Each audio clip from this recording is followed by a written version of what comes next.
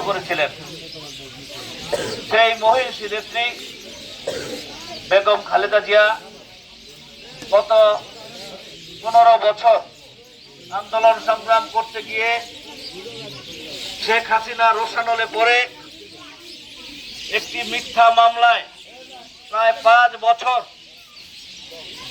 ঢাকা কেন্দ্রীয় কারাগারে তাকে আটকে রাখা হয়েছিল। অন্যায়ভাবে তার অপরাধ ছিল তিনি নাকি এতিমের টাকা আত্মসাৎ করেছেন।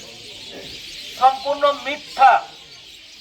আজকে আপনারা দেখেন এই আওয়ামী লীগ দুঃশাসনের ইতিহাস, আওয়ামী লীগের যত এমপি মন্ত্রী সংসদ সদস্য যারা ছিল তাদের দুর্নীতির ইতিহাস ইতিমধ্যে আপনারা দেখেন। বিভিন্ন যারা মোবাইলে দেখবেন, ফেসবুকে দেখবেন, প্রিন্ট মিডিয়া দেখবেন, টিভিতে দেখবেন যে সঠিক তথ্য প্রকাশিত হচ্ছে। হাজার হাজার কোটি টাকা লুণ্ঠন করে বিদেশে পাচার করেছে বাংলাদেশের অর্থ এই শেখ হাসিনার পরিবার। আজকে খালেদা জিয়াকে মাত্র 2 কোটি টাকা আত্মসাতের মিথ্যা অভিযোগে তাকে প্রায় 5 বছর অন্ধকার কারাগারে বিনা বিচারে আটকে রেখেছিল এবং সেই টাকা 2 কোটি টাকায় আজকে 8 কোটি টাকা হয়েছে। মিথ্যা অপবাদ। যদি টাকা খালেদা জিয়া আত্মসাৎই করতো তাহলে 8 কোটি টাকা কিভাবে হলো? সবচেয়ে বড় কথা আপনারা জানেন, 3 বারের প্রধানমন্ত্রী বাংলাদেশের প্রেসিডেন্ট শহীদ জিয়াউর রহমানের স্ত্রী, বিএনপির চেয়ারপারসন, বাংলাদেশে বিশেষ করে ঢাকা শহরে তার নিজস্ব একটা বাড়ি নাই। যদি সে আত্মসাৎ করতো, আপনারা জানেন, আপনারা খোঁজ খবর নেন, খালেদা জিয়া এখনো ভাড়া বাসায় থাকে।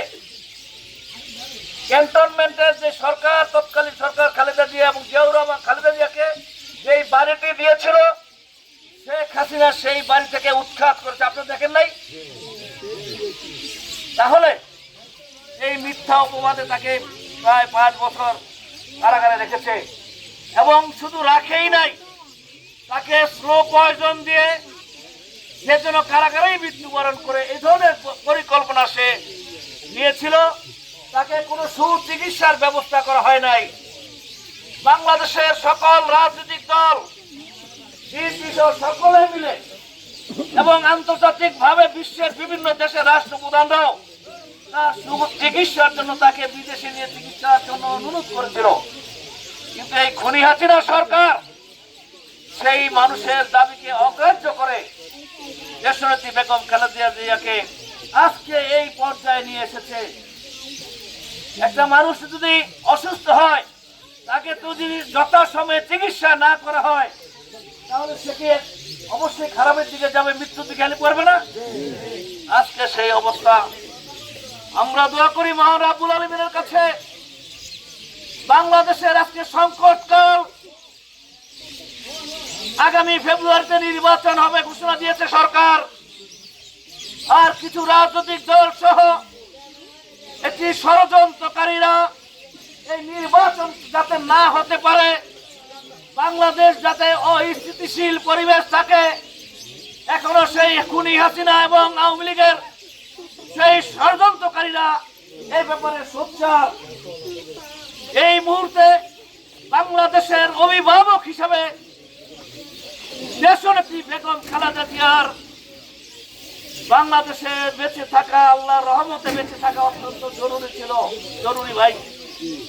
তাই আমরা মহান রাব্বুল আলামিনের কাছে দোয়া করব, ফরিয়াদ করব, হে রাব্বুল আলামিন এই বাংলাদেশকে শান্তি শৃঙ্খলা, এই বাংলাদেশের মানুষের অসহায়তার কথা বিবেচনা করে আপনি এই দেশনেত্রী বেগম খালেদা জিয়াকে নেক হায়াত দান করেন এবং আমাদের মাঝে সুস্থ শরীরে ফিরিয়ে দেন, যাতে তিনি আবারও মানুষের এই গণতন্ত্র পুনঃপ্রতিষ্ঠার জন্য, এদেশের মানুষের অধিকার আদায়ের জন্য, এদেশের মানুষের ভোটের অধিকার পুনঃপ্রতিষ্ঠার জন্য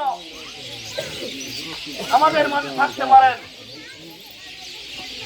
আমি আমার বক্তব্য দীর্ঘায়িত করবো না, সময় মাধ্যমের অত্যন্ত সচেতন। যাই হোক, আপনারা সবাই দোয়া করবেন আছেন, ছোট ভাইয়েরা আছেন, আমরা সকলের কাছে অনুরোধ করব, মা বোনেরা সারা দিন প্রতিদিন লক্ষ লক্ষ কোটি কোটি মানুষ দেশনেত্রী শেখ খালেদা জিয়ার জন্য কোরআন খতম, বিভিন্ন দোয়া, জিকির, আজকার সহ নামাজ, রোজা ইত্যাদি বিভিন্নভাবে আল্লাহ তাআলার কাছে দোয়া করছেন। আমরাও দোয়া করবো, আপনারা সকলে দোয়া করবেন। এই কথা বলে সকলকে ধন্যবাদ এবং কৃতজ্ঞতা জানিয়ে আমার কথা শেষ করছি। আসসালামু আলাইকুম ওয়া রাহমাতুল্লাহি ওয়া বারাকাতুহু।